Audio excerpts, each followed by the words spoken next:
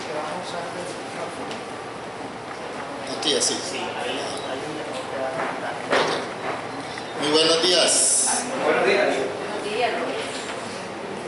Hoy, como dice el pastor Martín, llegamos al final de esta reflexión sobre cómo alimentar el cuerpo, el alma y el espíritu. Reflexión que nace de una necesidad personal y que Dios permitió comunicar a la iglesia. En este recorrido, Dios me llevó por su palabra, me llevó a investigar algo de la ciencia y me llevó a recordar experiencias, eventos pasados. Esta reflexión está llena de desafíos. Por eso, antes de continuar en cómo alimentar el espíritu, es necesario recordar los desafíos que el Señor nos ha ido presentando. En el campo de cómo alimentar nuestro cuerpo físico, Dios nos llevó a mirar la decisión que tomó Daniel allí en Babilonia de abstenerse de comer aquellos alimentos del rey. El desafío para todos nosotros es: ¿estamos dispuestos a imitar a Daniel y abstenernos de ingerir esa cantidad de alimentos industrializados que dañan nuestro organismo?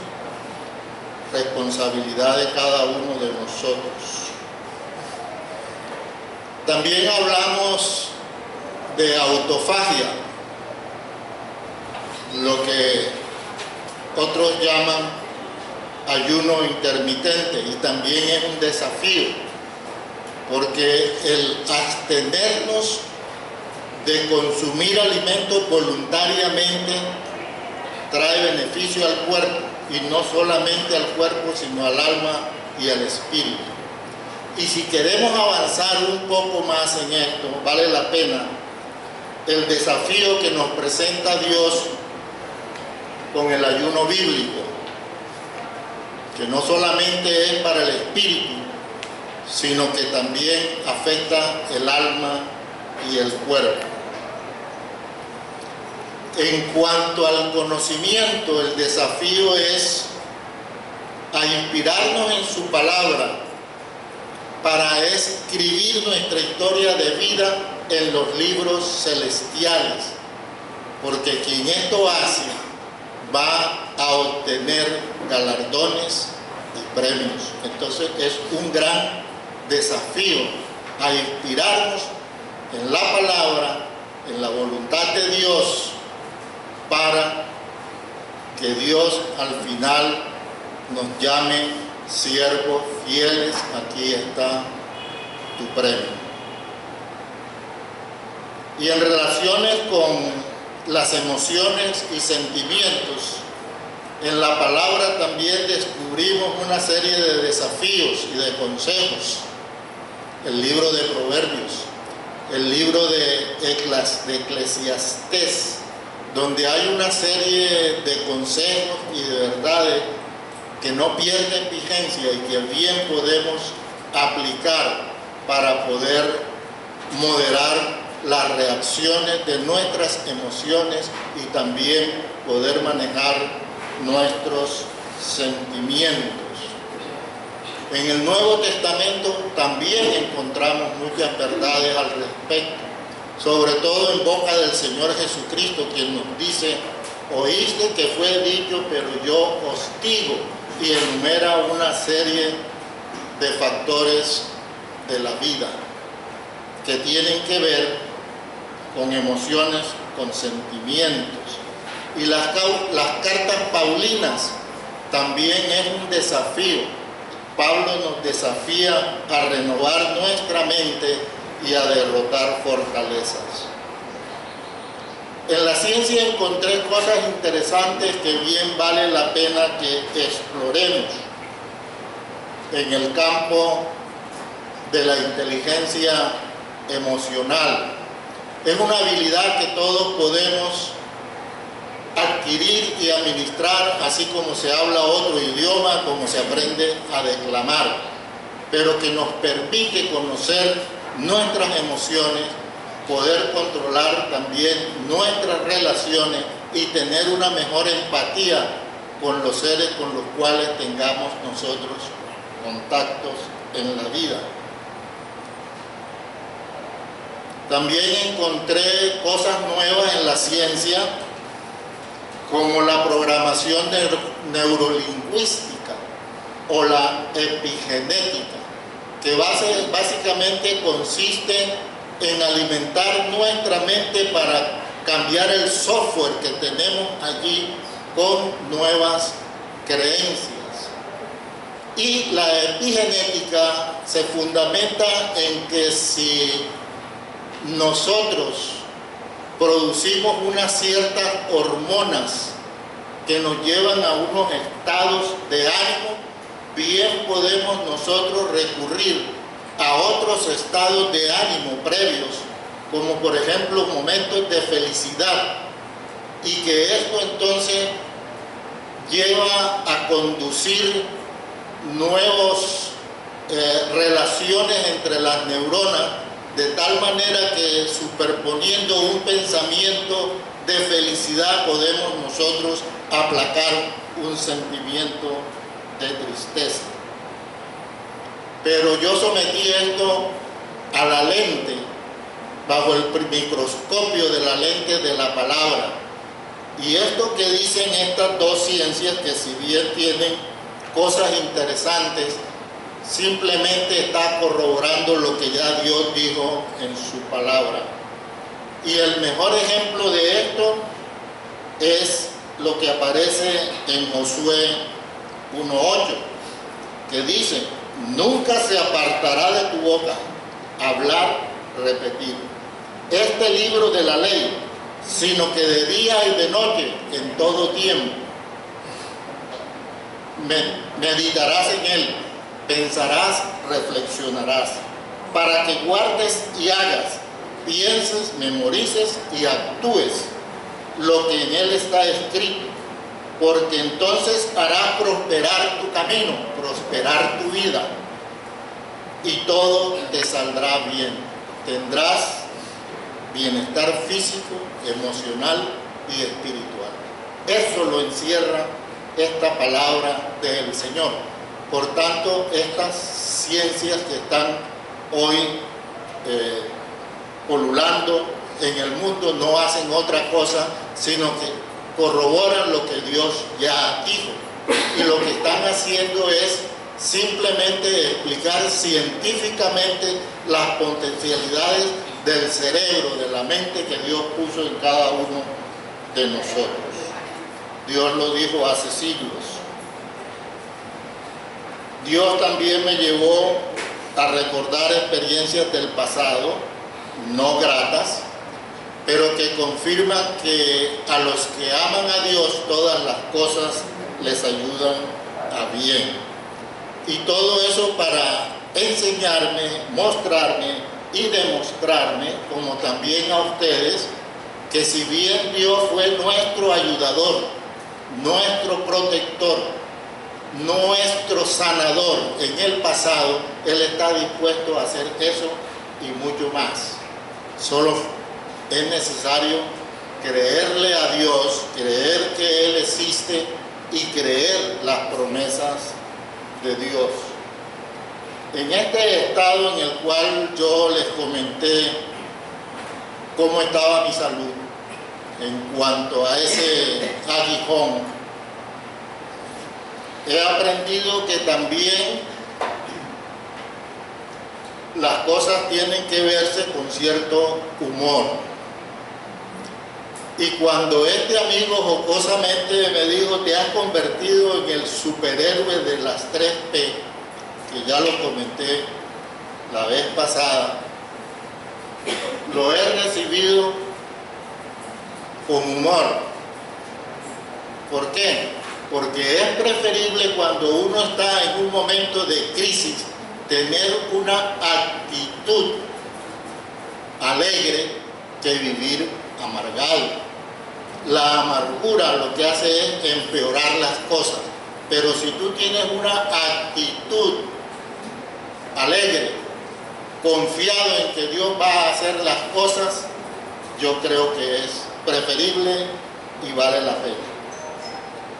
Y en cuanto a esto de esas experiencias, yo creo que es necesario que aclare unas cosas.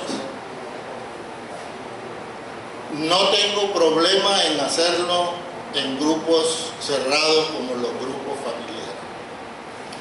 No tengo problema en hacerlo desde acá, desde el púlpito, a manera de testimonio. Pero incluirlo en enseñanzas me genera cierta prevención. Por la sencilla razón de que en ocasiones las personas que escuchan tienden a darle más crédito a quien expone que al Señor, a quien se le debe la gloria. Quien está acá simplemente es un instrumento de Dios para glorificarle a través de las cosas y de las experiencias que ha tenido en la vida. Entonces a Dios sea la honra, la gloria y la alabanza. Otra cosa que se quedó allí por falta de tiempo es que Dios ha previsto para nosotros una tremenda estrategia colectiva, como es sobrellevar las cargas los unos de los otros.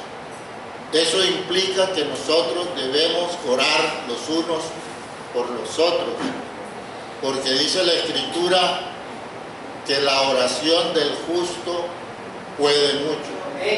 Entonces, yo les pido que en sus oraciones me incluyan por sanidad física.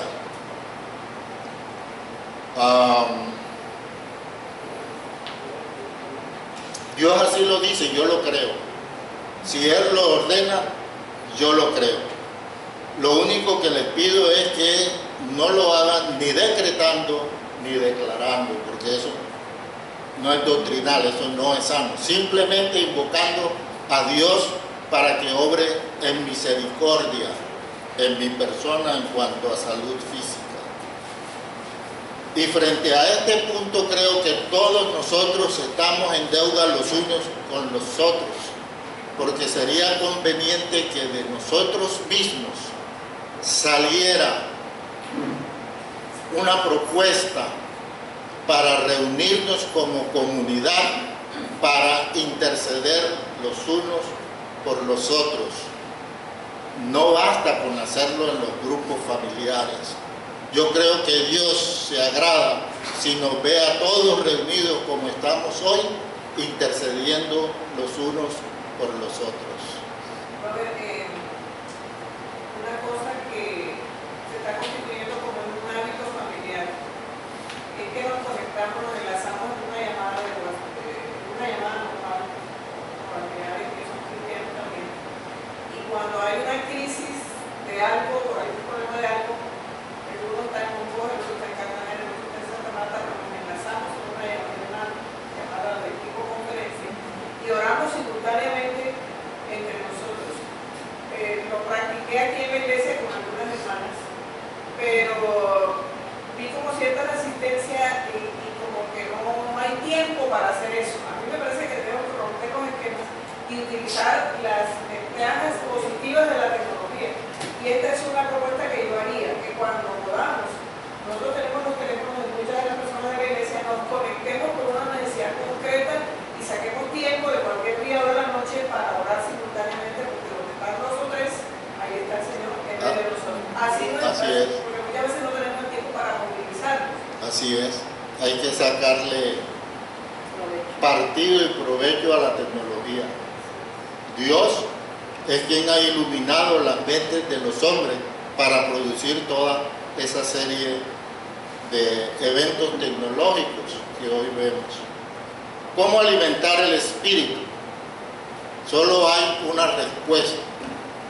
En esto no tiene cabida el conocimiento secular. Simplemente es la palabra de Dios. Uno, no hay nadie aquí en las diapositivas. ¿Alguien puede ayudarme con las diapositivas?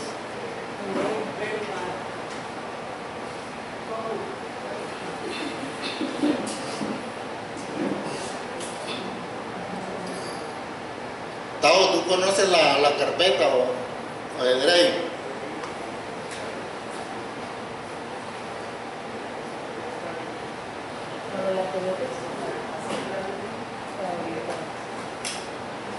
Bueno, mientras se hace lo propio, continuamos.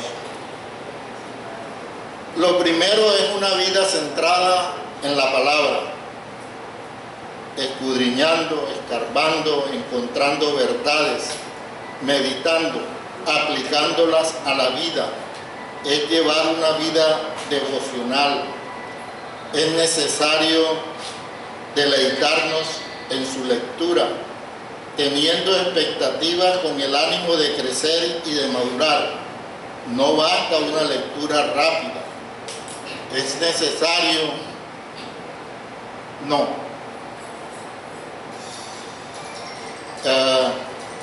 diapositiva 59.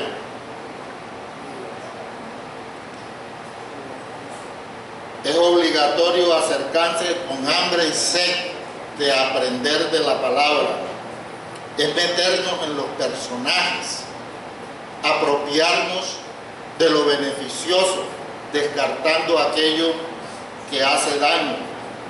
Es ponerle imaginación, ver las situaciones, los motivos, los resultados.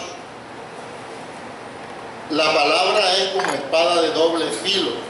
Hay que ser afectados por la palabra. La palabra es vida. Al interiorizarla debe producir en nosotros frutos dignos. Muchos cristianos piensan que leer la Biblia del Génesis al Apocalipsis es suficiente como devocional. Pero si esa lectura no te afecta, si esa lectura no te llama a cambios, si no es esa espada de doble filo que está penetrando y que te llama a hacer cambios en tu vida, simplemente estás leyendo. Tu devocional se ha convertido en una costumbre y de pronto las novelas de Corín Tellado afectan más.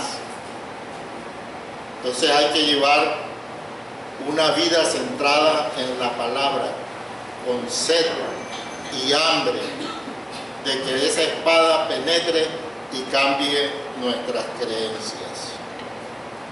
Segundo, una vida de oración es comunicarnos con Dios, adorarlo, glorificarlo, honrarlo, santificarlo, desear fervientemente que su reino sea establecido acá en la tierra, que su voluntad sea hecha en la tierra como es ejecutada en el cielo. Es lo que el Señor Jesucristo enseñó a sus discípulos. Es pedirle perdón por nuestros pecados.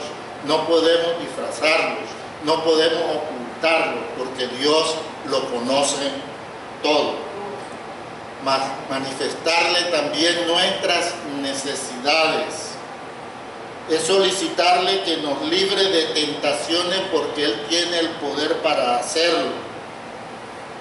Y algo importante, solicitarle prosperidad en todas las cosas y que nos dé sabiduría para prosperar nuestra alma. Y aquí hay algo valioso que dice la misma Escritura, y es que nuestra prosperidad y nuestra salud están en proporción directa a cómo hagamos prosperar nuestra alma. Lo dice Juan, tercera de Juan 1:2. Amado, yo deseo que tú seas prosperado en todas las cosas y que tengas salud, así como prospera tu alma. En esta oración también hay que callar, guardar silencio, esperar que Dios nos responda y nos lleve a pasajes de la Escritura donde vamos a encontrar el sosiego a nuestras angustias. También Dios en su soberanía nos puede llevar a otras personas que han tenido experiencias similares y nos pueden dar un consejo por aquello en lo cual estamos pasando. Para alimentar el espíritu debemos ser sensibles a la voz de Dios. ¿Cómo evaluamos o cómo evaluamos el crecimiento espiritual? Así como evaluamos a una persona por sus frutos, nosotros también podemos evaluar nuestro progreso espiritual por nuestros frutos o por el fruto que el Espíritu Santo produce en la persona. Amor, gozo, paz, paciencia, benignidad, bondad, fe, mansedumbre, templanza. Son elementos que merecen estudiarlos en profundidad, pero que por tiempo simplemente vamos a ver en cierta profundidad. El desafío es que cada uno de nosotros profundice en esto del fruto del Espíritu Santo. Y así, diapositiva 61, dice la Escritura que el amor es sufrido, es benigno, no tiene envidia, no es jactancioso, no se envanece, no hace nada indebido, no busca lo suyo, no se irrita, no guarda rencor, no se goza de la injusticia, se goza de la verdad, todo lo sufre, todo lo cree, todo lo espera, todo lo soporta. El amor no deja de ser. ¿Calificas tu amor así?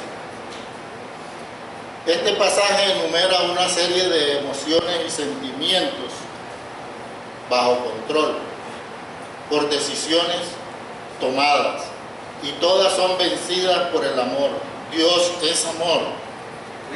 Dios está morando en nosotros y Dios es más poderoso que el que mora en el mundo. Vale la pena profundizar en el amor. 62. El gozo. Se define como alegría, deleite, regocijo. Hay muchos pasajes que hablan del gozo. Primera de Tesalonicenses 5:16. Estad siempre gozosos. Es un mandamiento. ¿Cómo lograrlo? ¿Cómo estar gozoso si estoy en medio de una enfermedad? ¿Cómo puedo estar gozoso si mis hijos andan en malos pasos? ¿Cómo puedo estar gozoso si mi jefe constantemente me está oprimiendo? ¿Cómo estar gozoso si en mi hogar todas las cosas se están dañando y no tengo dinero para repararlas o para comprarlas? Solo hay una respuesta: tomar la decisión de experimentar el gozo en medio de las circunstancias. Y Dios nos dice, 63, hermanos míos, tened por sumo gozo cuando os halléis en diversas pruebas, sabiendo que la prueba de vuestra fe produce paciencia. No se trata de experimentar alegría en el dolor sentido. Eso es masoquismo. Eso es una perversión mental. Experimentar gozo y alegría en el sufrimiento.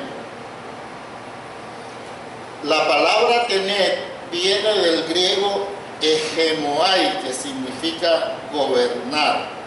Por tanto, debemos interpretarlo como tomar la decisión de gobernar nuestras emociones y sentimientos, a pesar de, con fe.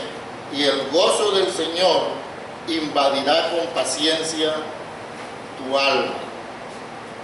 Jesucristo dijo, cada día trae su propio mal. Cada día nos presenta sorpresas, agradables, desagradables. Tenemos que aprender a manejarlas.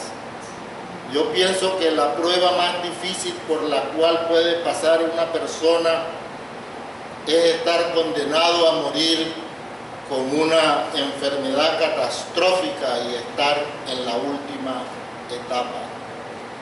El Señor Jesucristo pasó por eso y nos da ejemplo.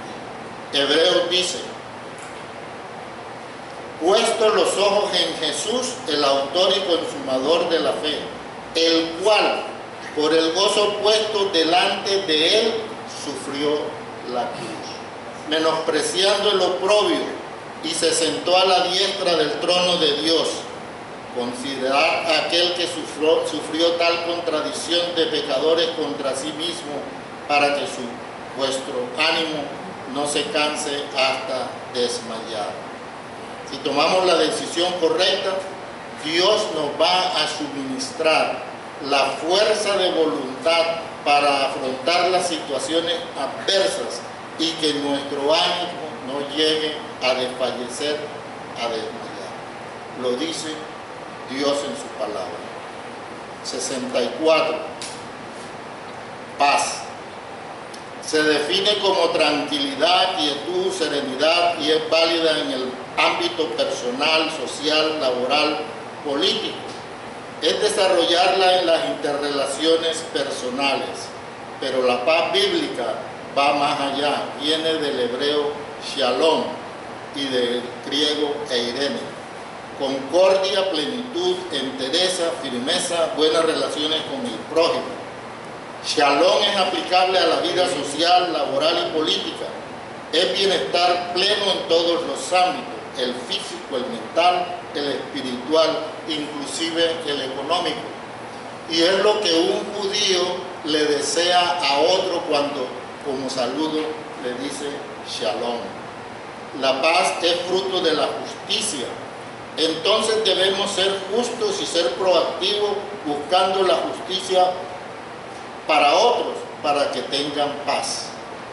65. Estas cosas os he hablado para que en mí tengáis paz. En el mundo tendréis aflicción, pero confiad, yo he vencido al mundo. Se trata de ejercitar la fe, la confianza. No basta con creer en Jesús, es necesario creerle a Jesús y por tanto obedecer y tomar la decisión. 66. Paciencia. Cuando mencionamos la palabra paciencia, se nos viene a la mente el personaje de Job. Y hay muchos dichos populares. Hay uno que dice, hay que tener la paciencia de Job ante esta situación. Job resistió múltiples pruebas, perder a sus hijos, sus propiedades, soportar enfermedades, la burla de su esposa y las críticas de sus amigos. Todo lo resistió pacientemente porque estaba convencido en quien había creído. Sus palabras fueron, recibiremos de Dios el bien y el mal no lo recibiremos. Y al final Job expresa, de oídas te había oído, mas ahora mis ojos te ven, denotando que aún no conocía suficientemente a Dios y que en medio de esas pruebas aprendió a conocerle más, con paciencia, con fe. Y dice Dios, en todo esto Job no pecó. Si buscas en la concordancia de tu Biblia vas a encontrar muchos pasajes sobre la paciencia. Estos son algunos. Romanos 15, 4, 6. La paciencia viene de Dios. Segunda de Pedro 1, 6. Es resultado del dominio propio. Romanos 5, 4. Nos ayuda a crecer en las diversas pruebas. Podemos resumir el concepto de paciencia como la capacidad dada por Dios para soportar con aceptación las diversas pruebas, sin desmayar, sin alterarse, sin molestarse o enojarse y renegar de esa situación. 67, benignidad. Esto viene del griego krestotes, que significa excelencia moral o de carácter. Tiene que ver con el sentir interior de hacer el bien o lo que es bueno y es producido por el Espíritu Santo, no por nosotros. La persona benigna no discrimina entre buenos y malos. Lucas 6:35 dice que Dios es benigno con los ingratos y con los malos. 68. Bondad. La palabra bondad viene del griego agatosume, significa virtud o beneficencia, cualidad de bueno, y es la manifestación exterior de la benignidad que ya fue producida por el Espíritu Santo en nuestro corazón. Una persona puede ser bondadosa, pero no ser benigna. Y esto lo vemos en el mundo. Personas que se gozan en hacer obras de beneficencia, pero son simplemente obras carnales. Y tenemos un ejemplo excelente para demostrar que una persona puede ser bondadosa sin ser benigna. El señor Pablo Escobar construyó todo un barrio para pobres en la ciudad de Medellín, pero sabemos que no era una persona benigna. La persona realmente afectada por el Espíritu Santo manifiesta su benignidad con obras externas bondadosas inspiradas por Dios. La benignidad y la bondad van tomadas de la mano en un cristiano verdadero. No puede existir la una sin la otra. El libro de Proverbios nos dice: cuando los impíos gobiernan, el pueblo gime; cuando gobierna el justo, el pueblo se alegra. Está gobernando una persona benigna con obras bondadosas. Ese es el verdadero cristiano, benigno y bondadoso. No paguéis a nadie mal por mal, procurar lo bueno delante de todos los hombres, buenos y malos. Y Romanos también nos dice: no sea vencido de lo malo, sino vence con el bien el mal. 69. La fe. Es pues la fe la certeza de lo que se espera, la convicción de lo que no se ve. Y en este capítulo se narra cómo personajes bíblicos alcanzaron muchas proezas inspirados en la fe. La fe no es algo abstracto. La fe se fundamenta en la muerte y en la resurrección del Señor Jesucristo, en la obra completa. Y esa es la fe salvadora. Por eso estamos nosotros aquí delante de Dios, porque Él nos salvó cuando nosotros aceptamos al Señor Jesucristo como nuestro Señor y como nuestro Salvador. Nos hemos identificado con Él en su muerte y en su resurrección. Hay un dicho popular: la fe mueve montañas, y hay muchos versículos en la Biblia relacionados con la fe. Muchas personas piensan que deben aumentar su fe. Inclusive los mismos discípulos del Señor le dijeron: aumentanos la fe. Y el Señor les dijo lo siguiente: si tuvierais fe como un grano de mostaza, podríais decir a este sicomoro: desarráigate y plántate en el mar, y os obedecería. Esta fe aludida por el Señor Jesucristo no es la fe salvadora. Esta es la fe que obra milagros. Y en Mateo 21-22, un pasaje paralelo, Jesús agrega: y todo lo que pidiereis en oración creyendo, lo recibiréis. La Biblia nos dice: al que cree todo le es posible. Ejercita tu fe. no te compares con otras personas. Siempre habrán personas que nos superan y siempre habrán personas a las cuales nosotros superamos. Simplemente pon en práctica tu fe y Dios la va a confirmar. La 70, mansedumbre. Se define como la capacidad de carácter exenta de altivez o vanidad, predisposición mental que permite sufrir con paciencia las ofensas que se reciben, sin irritación, resentimiento o ánimo de venganza. Jesús dijo: bienaventurados los mansos, porque ellos recibirán la tierra por heredad. Los mansos heredarán la tierra y se recrearán con abundancia de paz. Hay muchas bendiciones para las personas que en obediencia dominan sus emociones y sentimientos de violencia y ejercitan la mansedumbre. Jesús dijo: llevad mi yugo sobre vosotros y aprended de mí, que soy manso y humilde de corazón, y hallaréis descanso para vuestras almas. Es someternos a la voluntad del Señor Jesucristo. ¿Quieres ampliar esto? Busca en la concordancia pasajes que tengan que ver con mansedumbre y aplícalos a tu vida. Templanza viene del griego enkatreia, que significa dominio propio. Segunda de Timoteo 1:7 nos dice: porque no nos ha dado Dios espíritu de cobardía, sino de poder y de dominio propio. ¿Para qué sirve el dominio propio? Primero que todo, tienes que entender que ese dominio propio es para ti.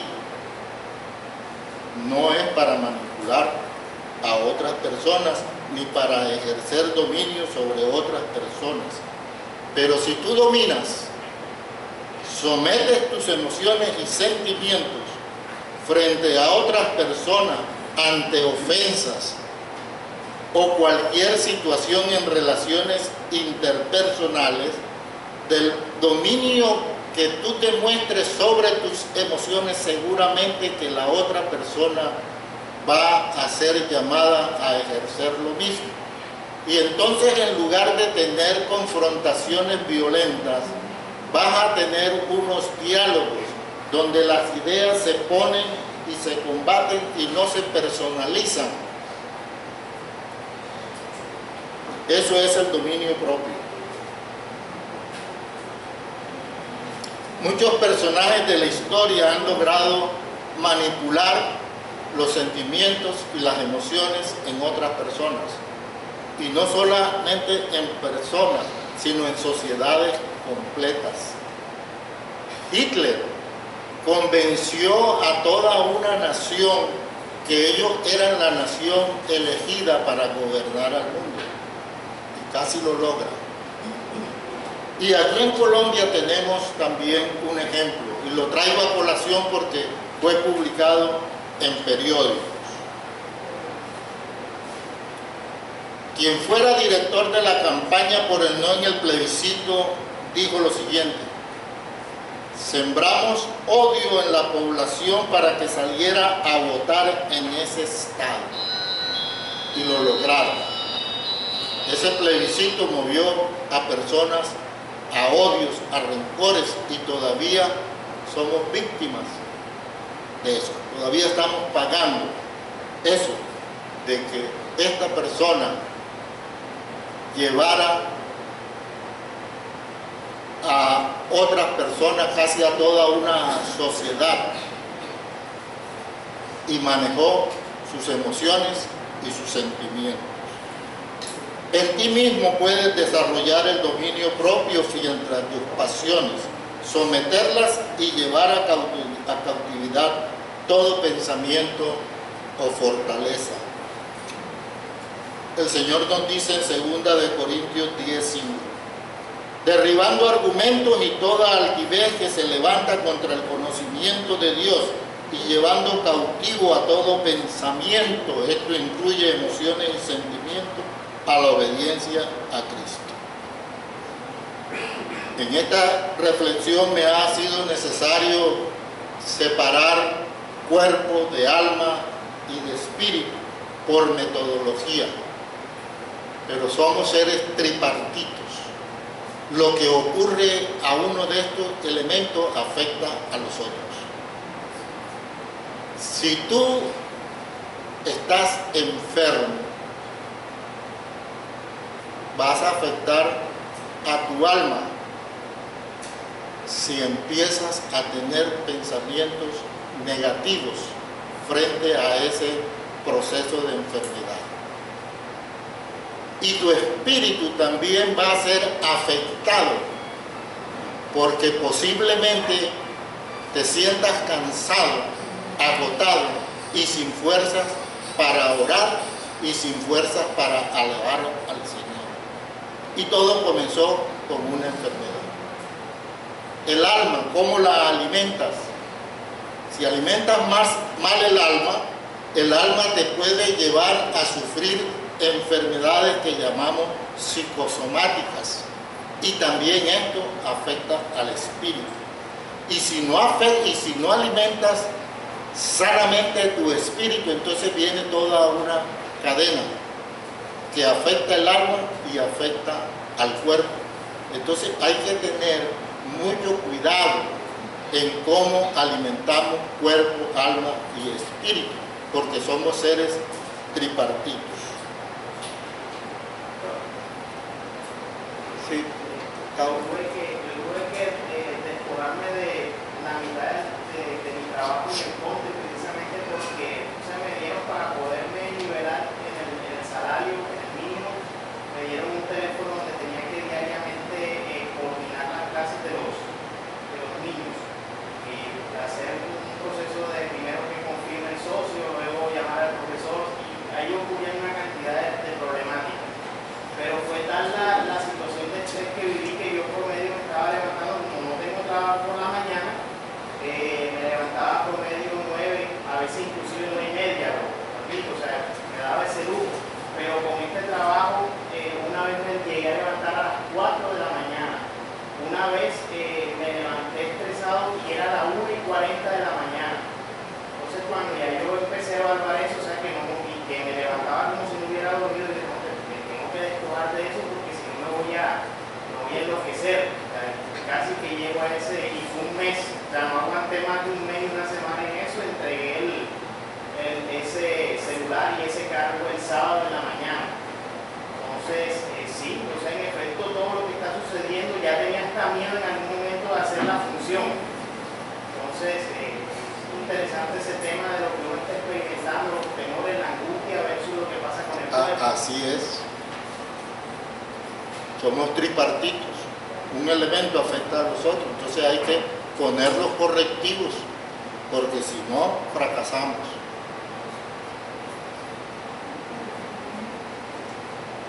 Un último consejo.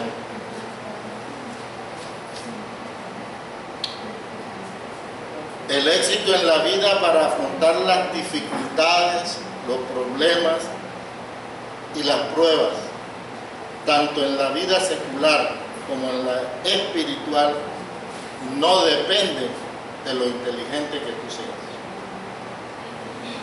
No depende del conocimiento secular que tú tengas.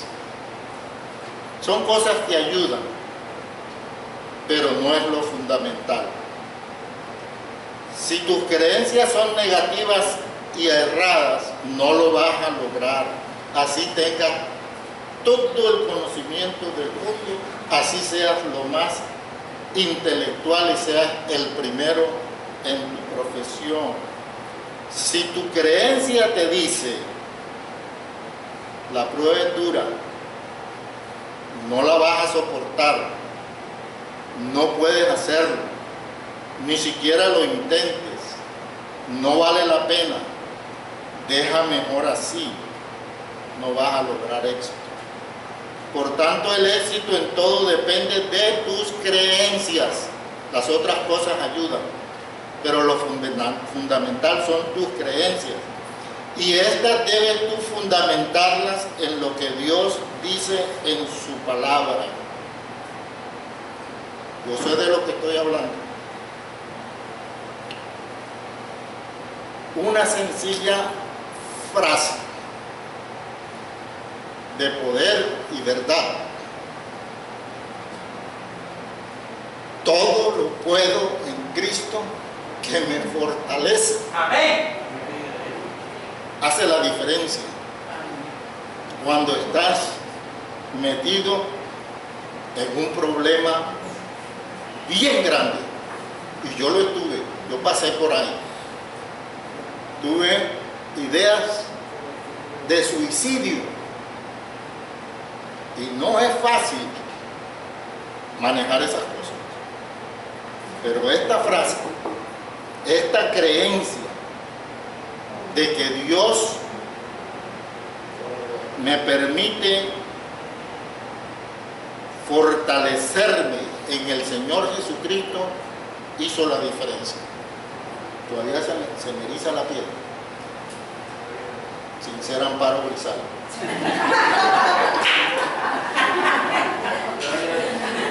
En la Biblia, yo he llegado a la conclusión que la vida, como les dije, no hay que tomarla con esa responsabilidad.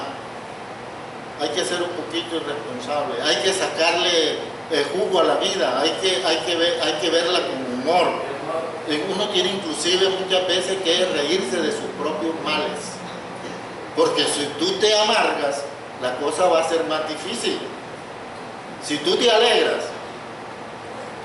y las cosas no son por siempre, esas angustias no son por siempre, son por un momentico.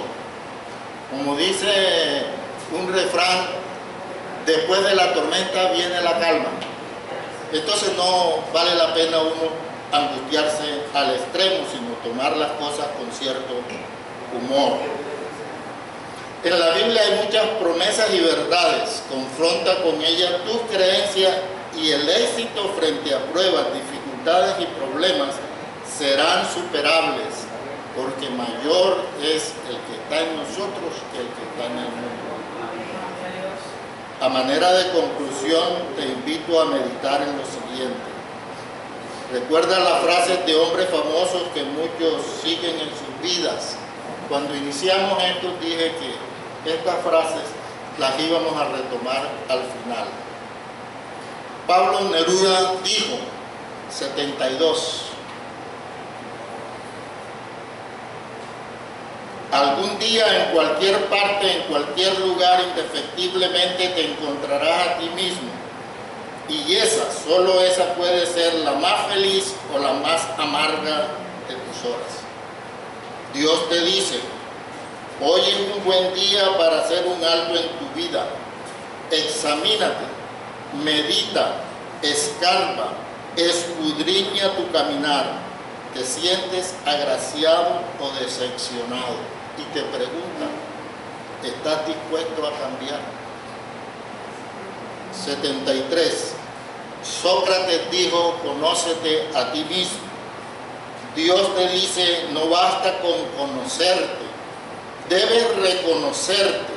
Es aceptar en qué estado estás y aplicar los correctivos en cómo alimentas tu cuerpo, tus conocimientos, tus emociones, tus sentimientos, tu fuerza de voluntad y crecer espiritualmente con el conocimiento apropiado.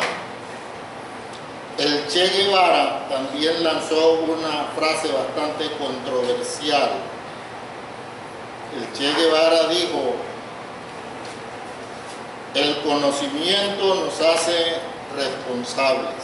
Dios te dice, eres responsable de tus conocimientos, eres responsable de tus emociones, eres responsable de tus sentimientos, eres responsable de tus reacciones, eres responsable de tu fuerza de voluntad, eres responsable en crecer espiritualmente, eres responsable de tu vida y en cómo la vives.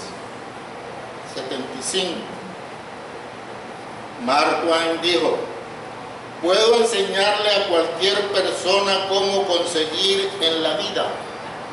Dios te dice, yo soy el único que puede enseñarte y darte en la vida no lo que quieres, sino lo que necesitas. Gran diferencia. Abraham Lincoln dijo, 76, la mejor inversión que se puede hacer es el conocimiento. Dios te dice, invierte en conocerme. Solo yo soy el portador de sabiduría, de verdad y de vida eterna. Enamórate de Dios, de Jesucristo, de la palabra. Debes inspirarte en la palabra para escribir tu historia de vida en los libros celestiales. No te conformes con la leche. Ten hambre y sed de vianda porque debes alimentarte sanamente. Tu cuerpo, tu alma y tu espíritu te lo reclaman. Y además Dios no quiere que seas ignorante. Dios quiere que aspires a algo más alto, a lo más sublime, y promete premios y galardones. 77.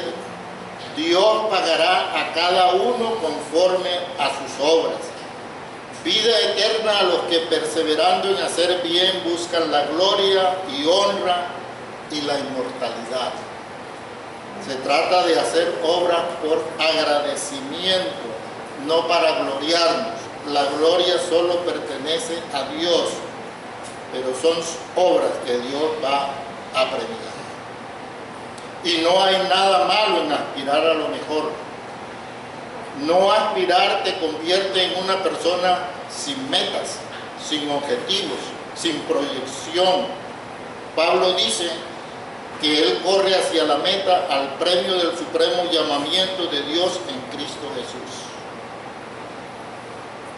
En Apocalipsis encontramos lo siguiente: he aquí yo vengo pronto y mi galardón conmigo para recompensar a cada uno según sea sus obras, dice el Señor. 78.